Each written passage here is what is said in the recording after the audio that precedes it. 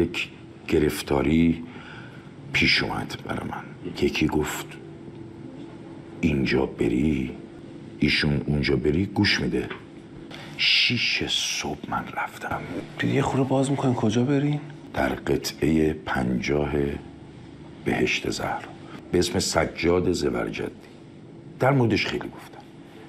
رفتم اونجا دیدم که صبح به این وقت سحرگاهان دیدم باز چند نفری وایسادن. اومدم برم یه اونجا جزو حراست اونجا گفت آقا سید یه جای دیگه هم هست بری بد نیست.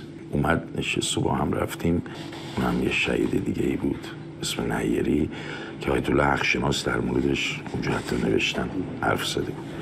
صحبت کردم هنوز نگرفتم چون دوستانی که تو این اینستا و اینها میذارن حرفشون میگن که ما حل شد مشکلمون، ولی من یه آرامشی گرفتم.